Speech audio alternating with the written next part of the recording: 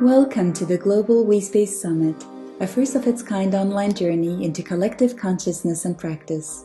For this event, over 150 trailblazing pioneers and WeSpace experts from North America and Europe have been invited to share their latest insights and reflections on this subject. Bringing our best discernment inside these conversations, the many approaches of each WeSpace lineage come to life. As we explore pathways into the collective development and transformation of our lives and culture at this time, we are delighted to have you join us on this journey.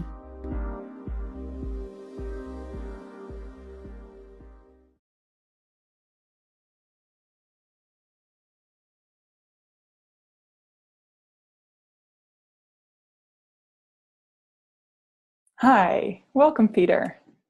Thank you. Hi, how are you doing today? Oh, not too bad. Not too bad. Hot here in the Netherlands, as you know. As I know, it is indeed, yes. It's good to be speaking to you. It's a little weird that we're in the same country, but on different screens. But, well, that's, I think, one of the things that we will be talking about in this interview. Would you be willing to share a little bit about who you are with our viewers? Oh, sure, yeah. So I'm a Brit. I've been living in the Netherlands since 1999. I've spent time doing various things. I've worked in the theatre context. I've taught English as a second language. Lived in Ghana for a year. Always been self-employed, really. I was doing interactive theatre and international youth work for a while, and came to the Netherlands and set up a business called Engage with a couple of other people, and was doing kind of consulting, training consulting, and wrote a book called Evolutionary Leadership, and was applying a lot of the principles, like the early days of Art of Hosting and integral spiral dynamics, all of those things, Theory U in the first days, for organizational change. So that, and together with public speaking, I did that for a while. Was working on multi-stakeholder collaboration around what was then, I think, the Millennium Development Goals, wasn't it, from the UN? Right. And then in 2012 started working on Ubiquity University, which is a new, mainly online global university focused on social innovation. And that's really been my focus for the last 5 years or so. At the same time, I've been doing a PhD on evolution theory, which is exploring a new philosophical argument that rather than talking about linear involution and evolution is actually one process which we can better call volution and describe in toroidal terms. Anyway, evolutiontheory.net if anybody wants to dive into that.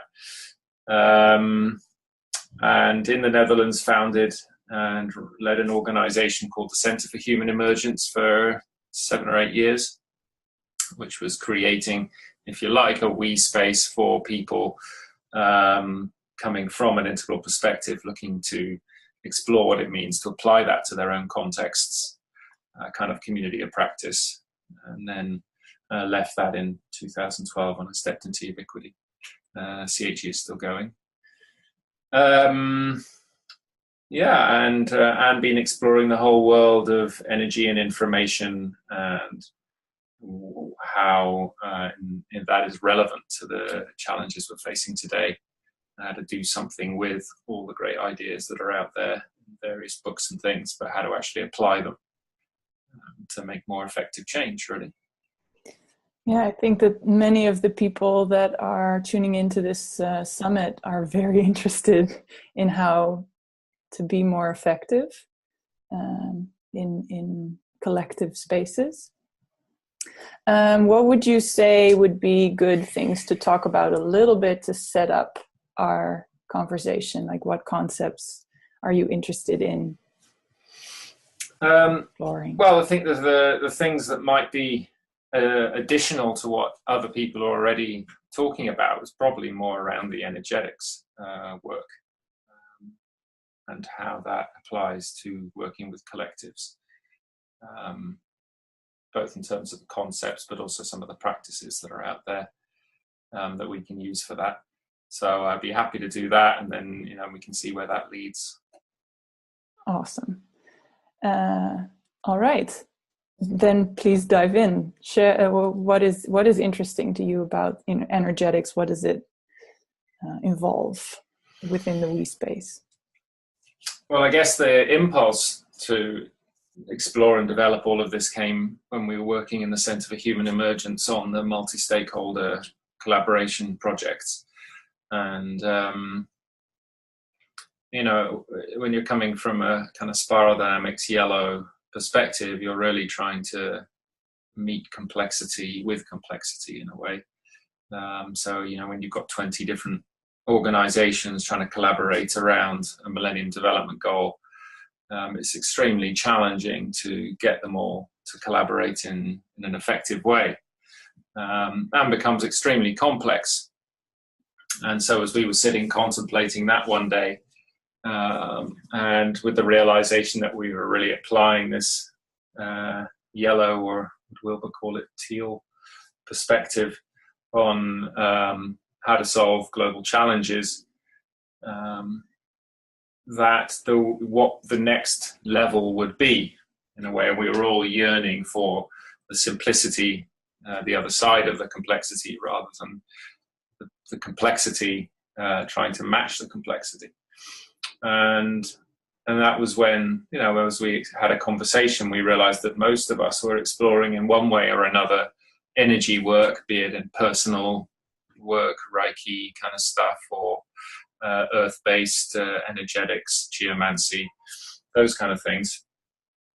And had a sense that, if that's, we're all leaning into that individually, which would reflect more of a turquoise perspective, what would be the implications of that for trying to deal with some of these complex issues? And was there a way that we could experiment with a turquoise holistic perspective that involved consciously working with energy and information on collective projects? So we did actually a research project in that, and published a paper that I think is probably on the Centre for Human Emergence website still, certainly on my blog, petermerry.org. And I was looking for something that would help us apply a lot of the ideas that were on my ever-growing bookshelf of books around this kind of thing. So from Drunbo Melchizedek's stuff to Lynn McTaggart and Rupert Sheldrake and Irvin Laszlo and all of these people, I was reading it and going, well, yeah, sure, this all makes sense. I'm sure there is this dimension of reality of energy and information, Jude Currivan's work. But so what? So what can we actually do with that? Why is that useful?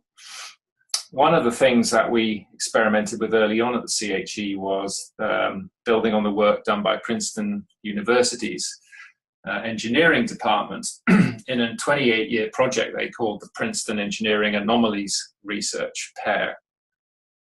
And it came out of actually a guy, Bob Jahn, who was a rocket scientist originally, and they found out that they were getting reports that the pilots in these highly sensitive, in rockets and with highly sensitive instrument decks, when they're in a state change, they were somehow seemed to be affecting the instruments on the panel. Now, this, of course, is very important because if you're getting read back from the instruments and they're not so much to do with the environment, but to do with how you're reacting, then that makes a big impact on the safety, of course, and everything else. So it was actually a student who proposed to do the initial research to him, and he was skeptical first, but then she came back with compelling evidence that indeed somehow the interior state of the individual was affecting these readouts, these computers. And so that's really what they spent 28 years doing, was getting computers generating ones and zeros, which of course, if you just let them do their thing, comes out at 50 50. 50-50, yeah. Yeah, and then they started looking at, well, how if people try to change that randomness. So if, for example, a 1 is a line going up and a 0 is a line going down, and you get people trying to make the line go up more without any physical contact with the computer in any way, doesn't make a difference.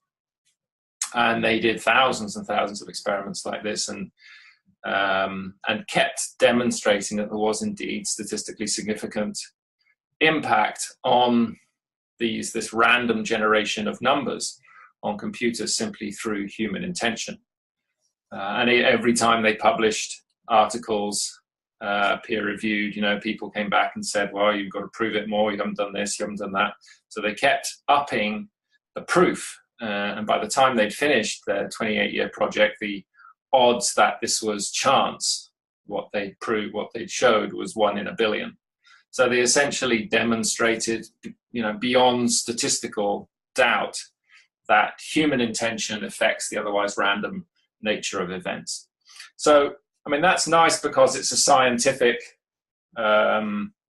view on what may have been more seen as a spiritual domain with, intention and the secret and all this kind of stuff. But in terms of the we space, what was particularly interesting was that they found that when a group coheres around a shared purpose, they also affect the otherwise random nature of events. So they also change the randomness of the ones and zeros if a collective has alignment around a shared purpose. And we ran a few experiments with one of these random event generators in the Netherlands with our CHE groups. I also ran one during a program we ran in the UK with Jude Caravan. And you could see it showed increasing coherence within the group or on the computer. So less randomness, more coherence at certain points in the process, certain points in the group process. Right. And we could see, because you could see the time that coherence occurred, when that was, and see that the group quality or the coherence in the group was indeed greater at that point in time. Now, if you think about the implications of that, they're pretty big, because what it means is that if we don't do anything, if we're kind of unconsciously wandering around, as it were, then nature will just do its thing randomly, influenced by everything else that's out there, but pretty randomly. But the possibility we have as conscious co-creators is to actually impact the otherwise random nature of events.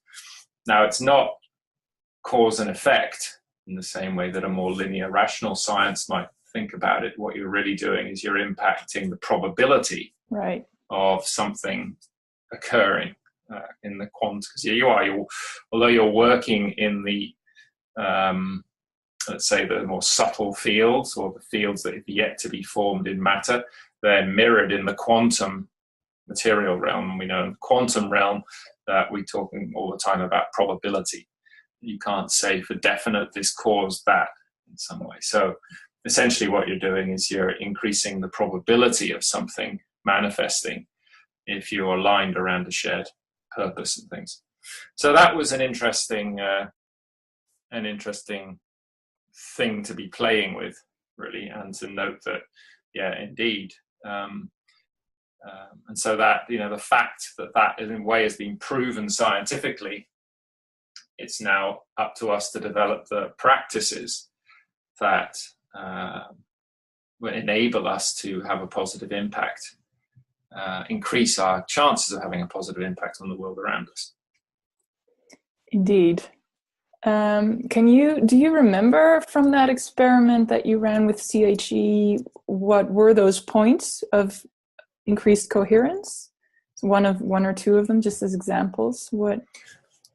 Often, if you were doing, if there was a shared sense of presence, so at a check-in moment, for example, or if, particularly if emotions were engaged more, so if somebody was sharing something that really brought everybody into kind of deeper relationship, I guess. But also if there was increased engagement, and that could be disagreement. Doesn't necessarily have to be harmony, as long as that disagreement is held in a constructive space, as it were. The points that there was less coherence is basically when attention is scattered. So when people are not really don't have a central focus, aren't concentrating on the same issue, or aren't aligned around the same mission or purpose, or reason for being there. So often the breaks example, or sometimes there were just sessions that were had less coherence to them, and that you saw that reflected in the random event generator. Yeah. Cool. Thanks. Yeah. Yeah. So I mean, apart from anything else, what that shows us is that there is a level of reality that the computers can read in that way, but that's not visible in our normal realm. So one of the other experiments they've run is they still have, I think, across the world around 50 to 100 of these random event generators at specific locations, just running the whole time. And at certain points in time, the randomness reduces and the coherence peaks. And for example, just before 9/11 happened, you saw a peak in the coherence of the global field, and it was just after that the planes hit the towers. So something occurs in the less material realm before it actually shows up in the material realm. And so I think it's the Global Consciousness Project, they call it, that runs that experiment. So that means that they're in the same way that if you think about the light spectrum, there's a spectrum of light that we can see, but that's only a small part of the whole spectrum. You can think about reality as being the same way. There's a small part of the spectrum we can actually see, but there's a bigger part of the spectrum that exists. And in fact, scientists say, what is it? We can only understand, basically they can only understand about 4% of reality, and the rest we'll just call dark matter and dark energy, because we can't really understand what it is. And so that means there's 96% that we don't understand. And part of that just exists outside of what we can measure with our kind of rational instruments, as it were. So that's interesting and important, because it means that that what exists at the moment is not only what we can see or experience with our five senses, but what exists more in an invisible dimension, but definitely exists and is on its way to becoming matter, becoming real in our terms. And some people would talk about that as sensing the future, which psychics or intuitives can do, but it's a bit misleading to think about it as the future, because it's not really the future, it's the present, but it's a different dimension of the present. It's the present in the more subtle rather than in the gross realms, as it were. Can you say a bit more about that? About the present and the future and the subtle? Well,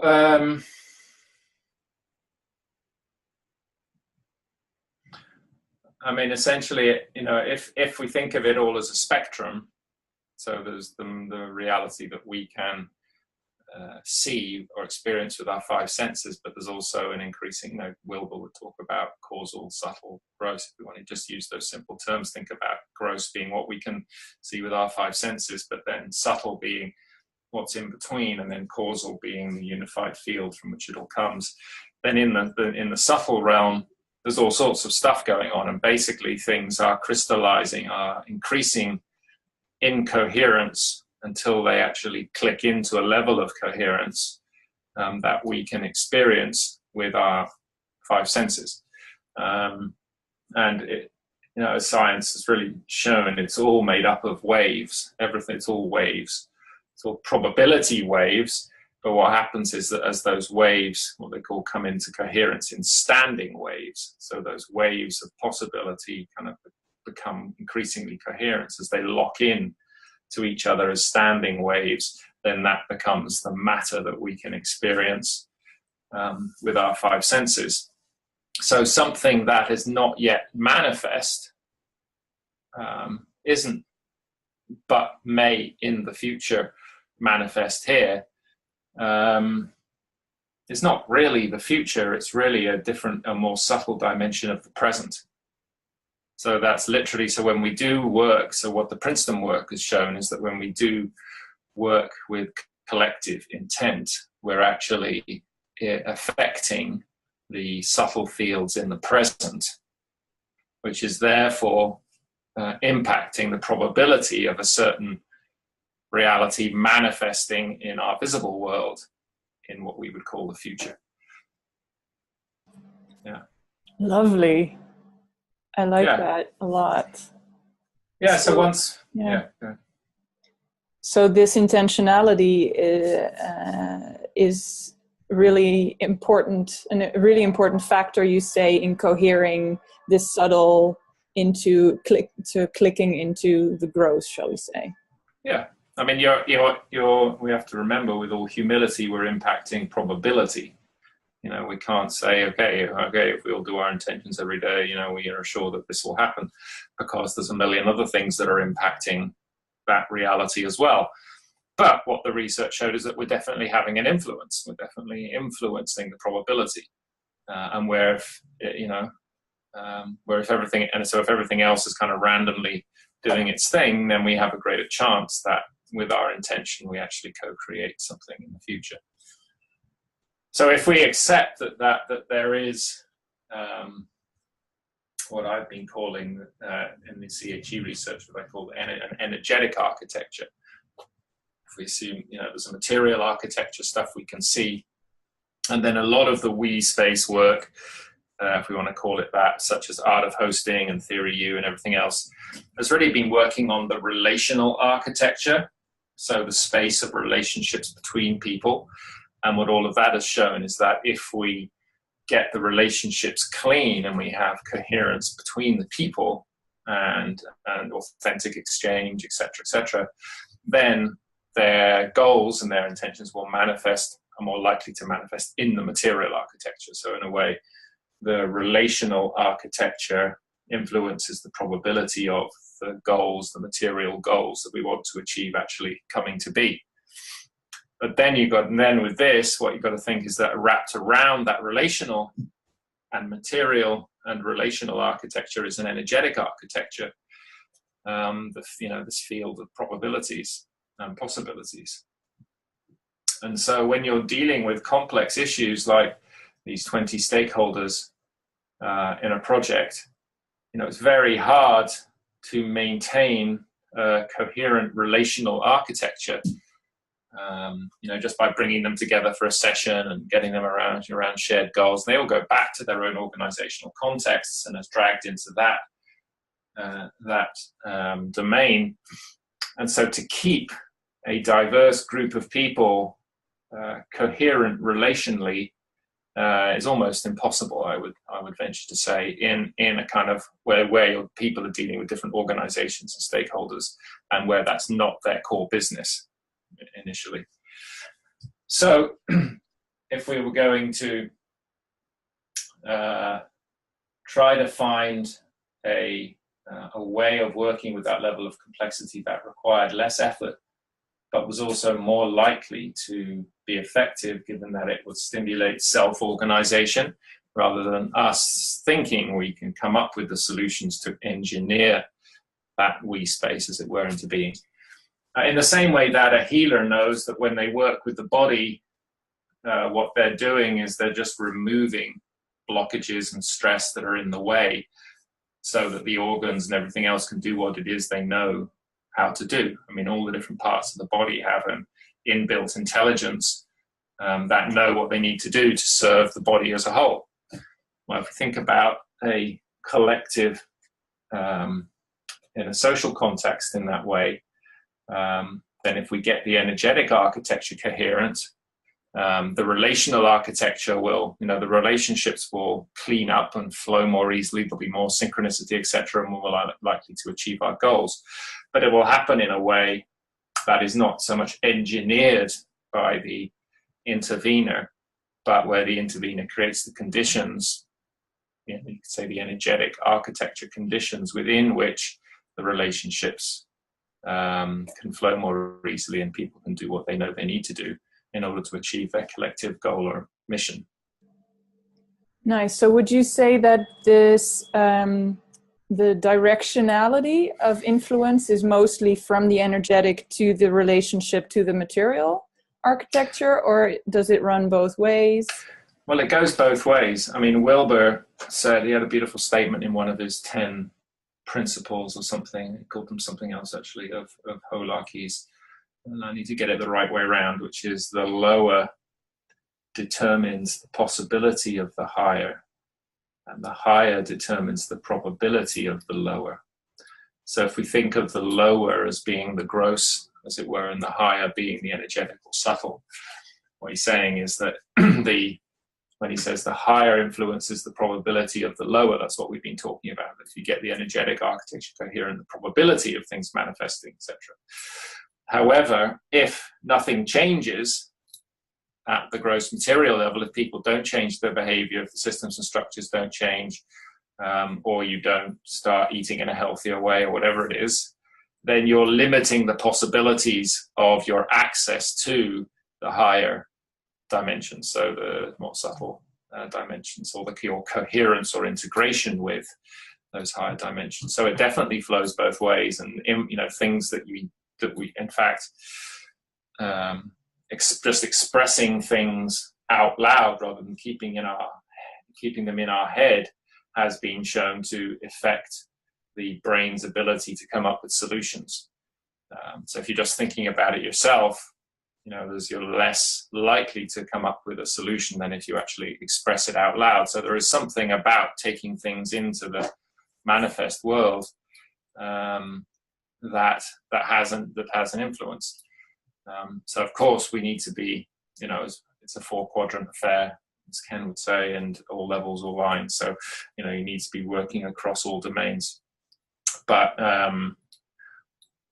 the possibility of being able to work in the energetic domains means that we can deal with more complexity, and also that we can entrust part of the solutions more to the 96% of reality that we don't understand, rather than thinking that just through our 4% understanding we can kind of engineer the solutions. So there's a number of, there's a couple of practices that I've been exploring in that domain that seem to work in that, build on that. Yeah, I'm thinking about like command and control kind of ways of trying to get things to happen. And if you consider the 96%, that makes a lot more sense why so many of those things just don't work. Yeah, I mean, you're taking into account a limited part of the spectrum. As you go up the spiral, as it were, your bandwidth to engage with more of reality increases. So a more command control blue, spiral dynamics blue system is a very powerful system in terms of getting things done, at one level, but it's often not connected to the bigger context that it's a part of, and there at some point it's just going to run up against other boundaries. So maybe it's interesting just to talk about a couple of the examples of the practices that I've come across. That please,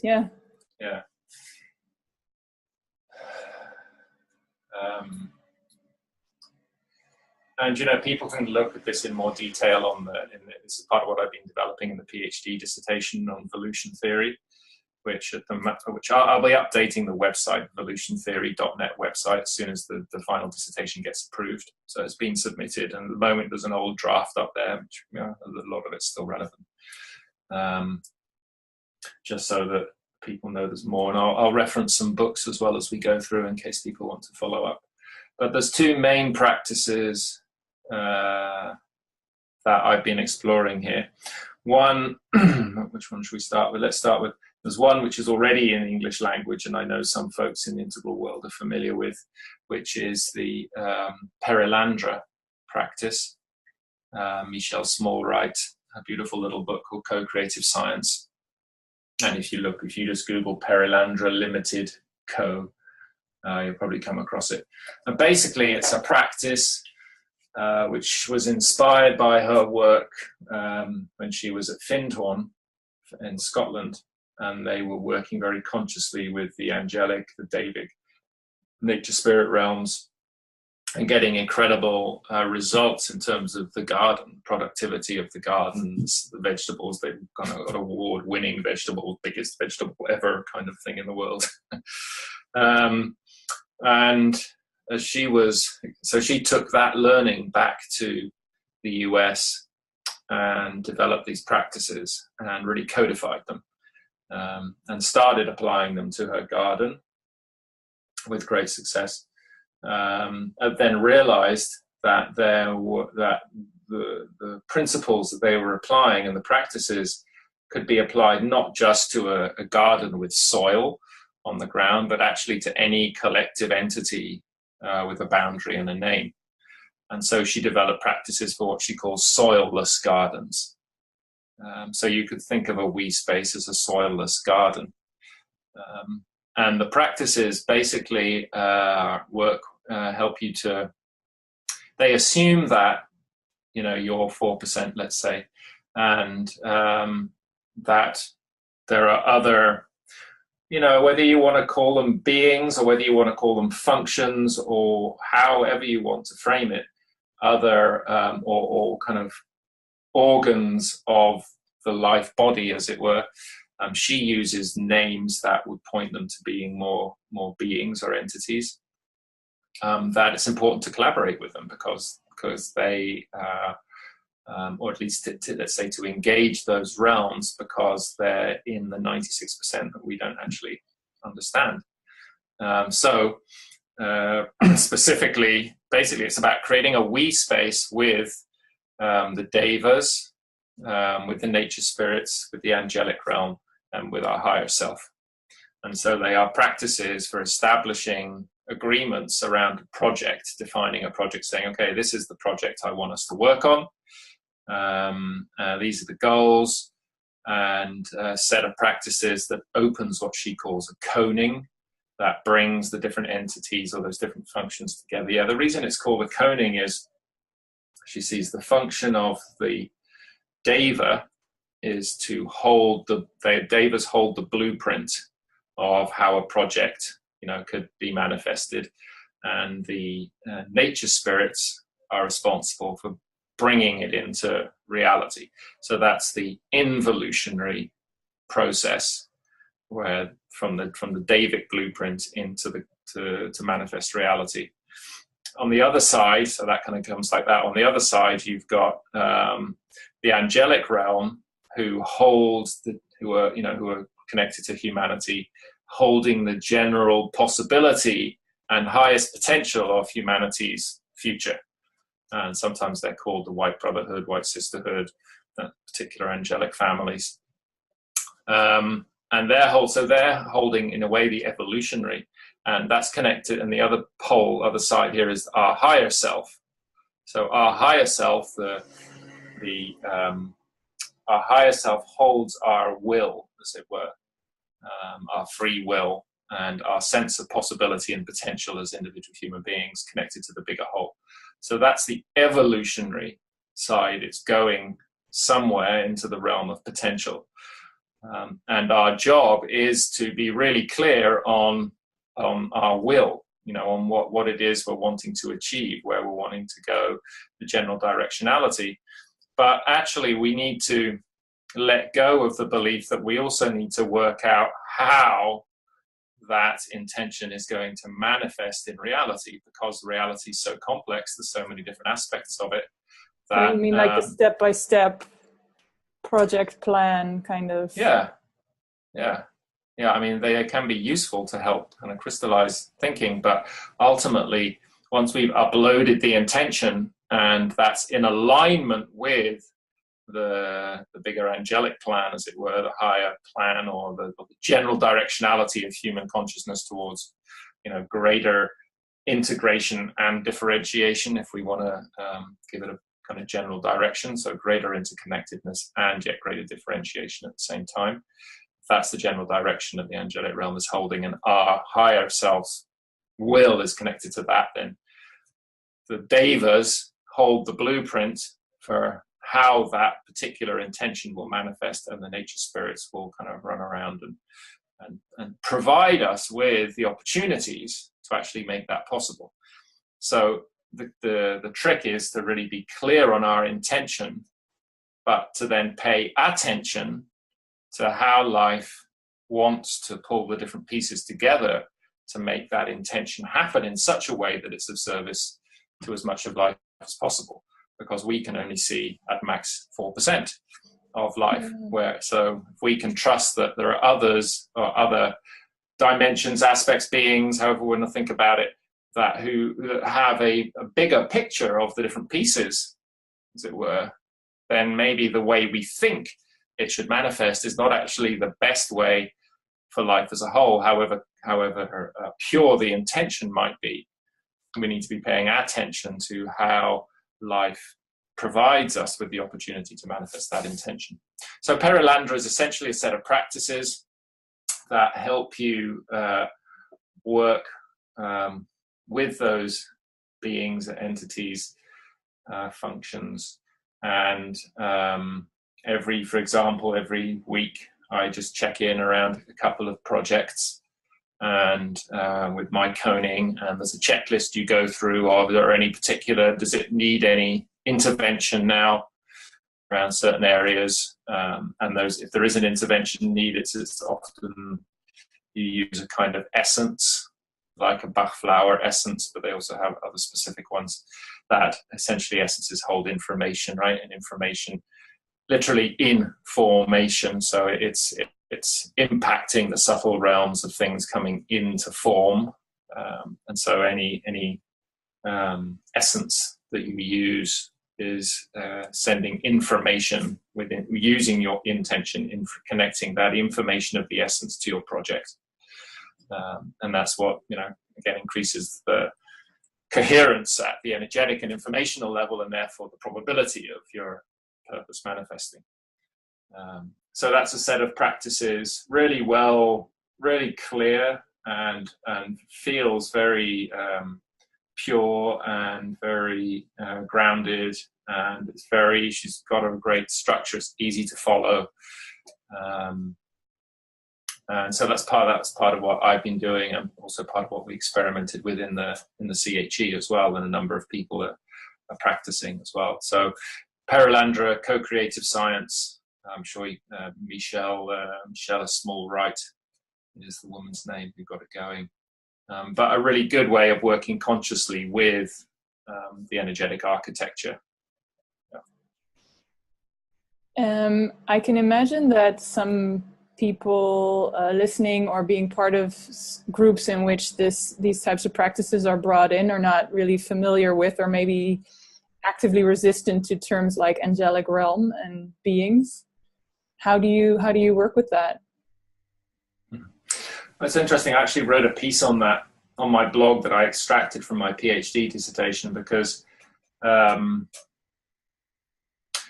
if you take Wilber's, let's zoom out a minute, kind of big three, so his first, second, third person perspectives, right? On things, you have your inner experience of something, you have a more scientific, objective third person, and you have a second person, which is really relational about the other. If we imagine that, if we can accept that in the 96% of reality, the broader part of the spectrum, there are certain things going on, certain dynamics, let's say, certain dynamics going on, then we could describe them in third person terms. So such as, this is the dynamic of connecting one information field to another information field. This is the dynamic of clearing out stress or blocked energy. This is the dynamic or the function of bringing an idea more down into manifestation. That there are all these processes going on in the invisible realms that bring things into reality. And there's a lot more about that in the evolution theory, or in look at Nassim Haramein's work, or a lot of this stuff, who's taken more a third-person perspective on it. Now so some people would prefer to talk about them as functions in that way, and the other practice I can describe in a minute, the eco-intention practice, takes more that perspective. But you could imagine that there is also a second-person way of describing those functions. And for somebody who has a preference for a second person, it needs to be more personal. It needs to be more about being able to have a relationship to a being or an entity or something, rather than a slightly colder, rational idea of a function. So all those functions I talked about just now, in a way you can map them to different entities, as I said. So, you could talk about a deva, but you could also talk about there being an energetic blueprint, right? One is a more third person. You can't really have a personal relationship with an energetic blueprint, but you can have a personal relationship with a deva. So that resonates much more with people who have a preference for a second person perspective. And different cultures, of course, a lot of these terms may appear to be more kind of tribal consciousness, out of purple, spiral dynamics, whatever. But if you think about it, back in those days when people were experiencing those things happening, which they were, because they had a more embedded, holistic, let's say precognitive, holistic experience of reality. So they weren't discerning the stuff, but they were just embedded in it, which is why they were seeing it more than we are in our more limited rational mind. But they couldn't explain it in a third person objective term, so they gave them names like gnomes or sylphs or angels or whatever. So those functions we could describe in a third person perspective, but we could just as well give them a second person name and enable you to play with them, and be with them in different ways. But really we're talking about the same pattern, behind it, the same code behind it, just a different label depending on the perspective. And then the first person perspective we just described from our own inner experience, of feeling, for example, more grounded, or getting an insight, or whatever it is, So that's how I make sense of it anyway. I like that. That's helpful. Thank you. Yeah. So you said that there were two main practices? Yeah. So the other one is something called eco-intention. You go to the Center for Eco-Intention. You can find it if you Google it. Really the work of Hans Anderweg, who has 2 books out in English. In Resonance with Nature was the early one that describes some of their early work more in kind of working in natural environments. And the second one is called The Universe Loves a Happy Ending, and is more the evolution of his thinking and the practices. So this came out of work that was done in Germany 20, 30 years ago, where there was a woman there working with radionics, which is basically what they were doing is they take a piece of land it was during when there was all the acid rain and a lot of the forests were suffering and stuff, and the radionics is the idea that you can transfer information from one place to another at a distance. At that time they used a machine, and they would have on one side of the machine, let's say, a map of the place, and on the other side they'd have they'd be sending a certain frequency, for example, and they'd be looking to try to heal the forests at a distance. And they had scientists out measuring it, and sure enough, they proved statistically that the bit of forest they worked on using the radionics equipment at a distance increased in vitality compared to the what do they call them, the comparative examples around that they didn't work on. And they got a lot of traction. They ended up working with Mikhail Gorbachev in the US. They ended up working with the Czech Science Academy, until suddenly it all got, too frightening to the established scientific establishment, and basically got closed down. But Hans Anderweg was working with this woman in Germany, and together with Reik Bols, a Dutch woman, and they worked. Their idea was that they had tried to get this stuff published, in established journals and things, and it was all backed by scientific research, but no one would take it because it didn't fit the paradigm. Even though the results have been demonstrated, it can't be true. It just can't be true. And so they reckon the only way to be able to communicate this to people was to teach other people how to do it. So they moved back to the Netherlands and they set up what was then called the Center for Ecotherapy, and started training people in how to do this work. They realized that you didn't actually need the machine, that you could just do it with your intention. And then they started continuing the work with nature, and the farmers were the first clients, because they could see that it was increasing the health of the crops of their animals. They needed to use less pesticides, and that the general vitality of their farm was increasing with this work. And then the organizational development people kind of heard of it and realized that, so you could be applying this to organizations as well as to pieces of land. Essentially anything with a name and a boundary. Anything with a name and a boundary. So energy or information needs a container to work in. It has to be bounded in space and time, or else there's no context for it to manifest into. So, the basic practice is, if you've got, you could have an organization, and you could just be working with the name of the organization. Like if you ever had a psychic reading, a psychic will ask you to say your name, maybe your date of birth, and that basically gives them what we call a resonator that helps them resonate with your information field. Same with an organization or a project, you've got the name of the organization or project, and that enables you to resonate with it. Or you can have a map of the building, the floor plan of the organization. If you're working in nature, you'd have a map and you basically shrink it down to something about this size, a map about this size. You have it on a bit of A4, and you create what we call a holon around it, which is like a sound box that contains and amplifies the information held through the resonator. And then through that, you can actually connect by connecting with your intention through this fractal. You might think of it as fractal resonator of the system. You can connect to it, and then using dowsing, you can access different information. So we used a lot of the terms they use in eco-intention. A lot of them came from Willem Reich's work. And they're basically they're like energetic parameters, health parameters of the system, like how grounded is it? How much blocked or stressed energy is there in it? How self-organizing is it? And a couple of others. So basically you've got a project, you've got a set of goals for the year, so you're bounded in time and space. And then you do a health check on the project in that context with these different energetic parameters.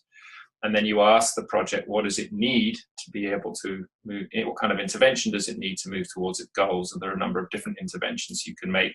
Again, we have a list of things you can do, like you can help it ground, you can help it access other information fields, you can clear out blocked or stressed energy, all of things which work with the energetic architecture of the system as a whole.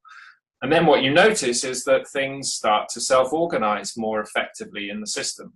And there's always a clearing out phase, so it doesn't mean there isn't tension that arises, but it surfaces stuff that's under the surface that needs to be cleaned out, like puncturing a festering wound, release all the pus, basically get it all out, clean it up, and then the system can kind of continue to move, because that's trapped information and energy that needs to be released in order for the system to fulfill its potential. So that would show up as resistance, or as things not in relational space, right? Yeah, I mean, in material space, it shows up as you not achieving your goals. In relational space, it's tension and conflict, unresolved conflict, or traumas from the past or whatever. So those start to resolve themselves when you start to create the energetic conditions for that to happen. So as well as working energetically at a distance with the system, you're working, coaching the steward or the guardian of the system. That can be the head of the department, or it can be a leadership team. But what you're then doing is every 6 weeks or so, you're meeting with them and you're comparing the energetic data you're getting with their experience on the ground, and looking at the relationship between the two. So that helps them to see a bigger context. It also helps them to see how what they're doing on the ground is affecting also the energetic reality. So a process of getting a system to its target values, so the energetic values where it's likely to be most coherent and most likely to achieve its goals, takes up to 6 to 9 months. You're checking in with the project every 10 days or so to see what kind of intervention it needs. Interventions generally are working with symbols or essences or colors or sound, all of which, if you think about them, are things which have a frequency or a vibration that carries information exactly in waves, that then you just put it on top of the symbol and you turn it till it kind of clicks in, like almost like a radar. You feel them click in and they communicate with each other, normally say for a couple of minutes, and all you're doing is holding space for them. So they maybe the system says, I need grounding for 5 days a week, 2 minutes each time. Now that's what you do. You take the grounding symbol, you ask which symbol it would help it best ground, use that and just let it do its thing. And then the next check it might say, I need some stressed energy cleared out. Okay, it's a different symbol or a different tool for that. And so you just work on what the project tells you it needs over time. And you track the progress of the different informational parameters on a spreadsheet, so that people can see exactly what's happening, and you can plot specific things that happen in real life in the organization against special moments, as it were, within the energetic informational pathways. Sounds a little bit like a way of bringing the 96% into the 4%. Yeah. Yeah. Again, you're just expanding the spectrum. So from what you can see, you're just working with stuff that you can't normally see, but you learn to be able to engage with through your other senses. I mean, the interesting thing is actually that you're using dowsing, like a dowsing pendulum, or some people might use muscle testing, but like a pendulum, and when you ask it, like if you're tracking how grounded is the system, 0 to 100%, and you've got an agreement that it spins when it reaches the moment, and you go 0, 10, 20, 30, 40, 40, 42, 41, 2, and then it starts to spin. Well, that's your data point. But the thing is, it's nothing to do with the pendulum. I mean, I have another pendulum here. This is another pendulum. There's nothing romantic about this. It's a nut and bolt. The point is that it's your body that's responding. It's the tiny muscles at the end of your finger that are actually responding. So the information comes through your body, and that's what makes the instrument turn, or the pendulum turn. That's why you can also use muscle testing and weaker strong signals.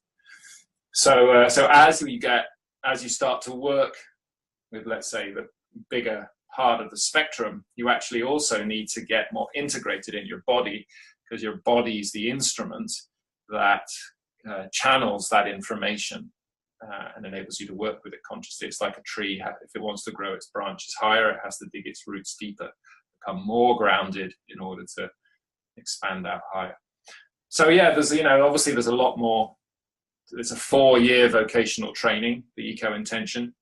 To do that, at the moment it's only available in the Netherlands. However, I'm working with Hans to get it into English, and hopefully we'll be providing it in a blended format, so some of it will be able to be online through Ubiquity, and some of it will be in person over the next couple of years. But it's a very powerful process. They research it all, every project they do research on, and every time it shows a positive impact. So again, it's just the point. We just got to get our heads around it And as Bob Yarn said at the end of his DVD on the whole Princeton experiment, 28 years, he said, well, we've basically proven that human intention affects the otherwise random nature of events. Up to you to work out the implications. And so it's really up to us, to work out the implications, and particularly in the WeSpace context. Lovely. Well, you mentioned ubiquity, and I was getting curious as well about how do you use these practices within ubiquity, and also how do you work with a space that is not so much in the material realm because you're online, or how do you see that? Could you say more about that? Well, I continue to work with those practices with ubiquity. So actually, ubiquity was born when it was born out of a 9-month window in the final year of my eco-intention studies. I was working with what was Wisdom University. And in that period, Wisdom University shifted into becoming Ubiquity University. So that's what they say, is that when you're working with a project, it becomes something that you can't see from its original state. It kind of does a non-linear leap. So I continue to be checking in energetically with the project, making interventions where necessary, etc., both with Perilandra and with the eco-intention practices. And we'll be sharing those more across the organization as a whole. And we work collectively with intention. So every week when we have our group call, we take a moment at the beginning to upload our intention, as it were, for the year or whatever our milestone is, and help create that blueprint and increase the probability of things manifesting. So far it's all looking good. And if you think, the likelihood of us pulling up something as audacious as ubiquity was pretty low by all normal means. So although you can never prove it, I do feel that doing this work together has increased the probability of us achieving what it is we want to achieve. And it's evolved over time, of course, because the Davers and people had other plans than what we thought we were going to be doing. So and then the online question is interesting. One of the things I found was, because I wondered whether you could well, basically all the content we have to do has to be provided asynchronously, because people are in different time zones around the world and everything else. Whether asynchronous content could have the same impact as a live transmission. And when you get into the more energetic realms within which information is transferred, then there actually is no time space, no linear time space. So as I was recording the videos, for my course, the Transformational Leadership course, I was envisaging everyone, past, present, future, who would ever, engage with this, and assuming that that transmission or that teaching would communicate outside of space and time. So I think it's possible to create asynchronous content that is as powerful as live content when it's produced well, obviously. And when the clear intention is there to communicate in that way as well. And then communication and interaction online, obviously, as in real life, is as much to do with the quality of the host and the intention that they bring to the practice of hosting students, and how they help the students also communicate in a way that that follows principles that are really going to enhance the quality of the experience and the learning in that space. So that's almost an art of hosting online thing. And we're far from where we want to be, but we're certainly making the first steps, and there's a lot of experimenting ahead. One of the possibilities that I really see making a big impact in terms of WeSpace virtually is virtual reality, but immersive virtual reality, where you really take an Oculus or an HTC Vive, you're really shift worlds. And if anyone's been on one of these things, you'll know that your whole body mind actually believes you're there. And Stanford have done lots of research to show that the transfer of skills and competencies that you develop in virtual WeSpace is very high into the real world. So it's not just go and have a nice time, but really it is a training ground within which you can train real competencies and qualities to bring back to your real life. So it gives us a chance to develop more experiential learning globally at a distance, affordably for people, give them really great experience and help, because we know experiential learning sticks much more than just watching a video or reading a book or something. And what VR is going to do is it's really going to, ever since the printing press, we haven't really evolved very much in terms of our mediums. It's going to take screen and make it world. So from being internet as screen or web as page at a distance, it's going to make web as world, which means you're really there. And I don't think we can underestimate the impact that's going to have for good and for potentially bad. But we see huge possibilities, particularly in the ability to connect people more empathically and to be collaborating more closely and to be learning more experientially in immersive VR as that all starts to develop. Yeah. Wow. Yeah, I can feel it, like that potentiality. It does have a lot of potential impact. Yeah. Yeah. Yeah. Well, maybe that was quite a lot. It was. Maybe that's enough. Yeah. So, is there anything you would like to say, like in closing, or to summarize, or to people wanting to bring more coherence for the betterment of humanity? Yeah, in terms of the WeSpace, just explore some of these practices and experience yourself. So, did we drop off there? Just for 3 seconds. Yeah, it froze for a minute. Yeah. So maybe just need to edit that bit out. But I'd say, I'd encourage people to try things out, and I'm sure there are other practices, that work in this domain as well, in the energetic domain, that are probably also very effective, but you just need to try them out. So it's one thing to read about them or hear about them, but you've just got to experiment and then also be as honest as you can with yourself and others about the effect they're having, and just find what works. And in terms of working towards a better world, well, you've just got to start. There's no way around it. You can't put it off.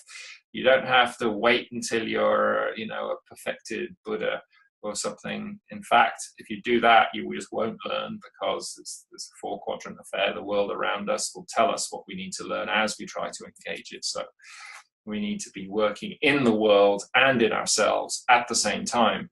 Not just sitting on our cushion and expecting to get enlightened, and not just active in the world without paying attention to ourselves, because then any mess we've got inside will just project into the world around us. So it's an ongoing process, and you've just got to start, find out where your passion meets a need in the world, and then go and do it. Go and do it, yeah. And be aware of the 96%. And with all humility, know that you won't know it all. So find ways to engage other aspects of reality in what you're doing, and don't think you can plan it all out either. Like one step at a time, as Meg Wheatley always used to say, stop, act and sense, act, sense, act, sense. It's that continual cycle. You've got to take an action to see what data that brings back, and then see how that informs your next action, and just stay continually present.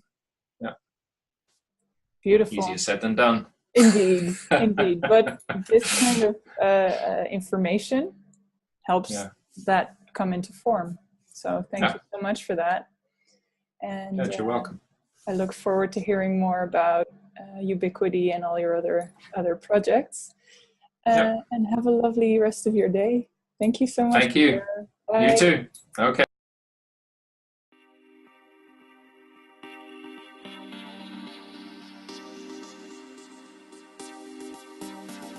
Thank you for joining us on this collective journey. To sample more speakers from the Global WeSpace Summit, tune into www.thewespacesummit.com. Here you will find over 150 trailblazing pioneers and WeSpace experts, as well as 26 catalysts convening these conversations at the next edge of collective consciousness and culture.